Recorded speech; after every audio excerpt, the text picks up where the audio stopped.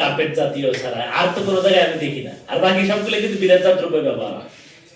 জোর করতে হবে, পলিথিন মুক্ত করতে হবে, তাহলে আমাদের পাটের যে চাষি যে আমাদের এটাকে বন্ধ করতে হবে কিন্তু, ঠিক আছে?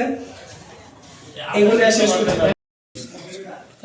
পিছনে যদি যাই 10-20 বছর পিছনে, তখন পাট বেচতে করা যায়, সেই ক্ষেত্রে কিন্তু হচ্ছে আপনার এটা ডিমান্ড আপনার শিল্প মন্ত্রণালয়, পরিবেশ সবাই মিলে একসাথে কালেক্টিভলি কাজ করছে।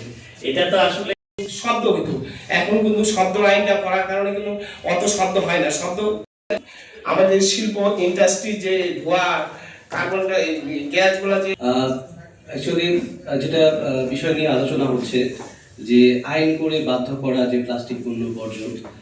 আসলে যে কোনো প্রোডাক্টের মার্কেটিং এর ক্ষেত্রে দুইটা স্ট্র্যাটেজি ফলো করা হয়, একটা হচ্ছে পুশ আপ আর একটা হচ্ছে পুল আপ। পুশ আপ যেটা সেটা হচ্ছে আপনার আইন করে সেটা হচ্ছে প্রোডাক্টটা যাতে হচ্ছে পাটজাত পণ্য। পিছনে যদি যাই 10-20 বছর পিছনে, তখন পাট বেচতে গেলে কিন্তু পাটের টাকা পাওয়া যেত না।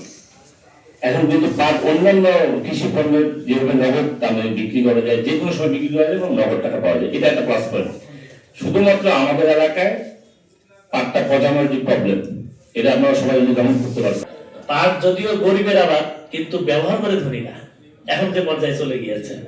এই ব্যাগ আপনার শুধু যদি খালি এই যে মসজিদের নামাজের জন্য যে আমরা ইয়া বানাই যে চট, এটা একটা আছে, আর হলো ধান চাউল রাখার জন্য বস্তা, এটা একটা আছে, আর যদি মনে করে কার্পেট জাতীয় ছাড়া আর তো কোনো জায়গায় আমি দেখি না, আর বাকি সবগুলো কিন্তু বিরাটজাত দ্রব্য ব্যবহার হয়।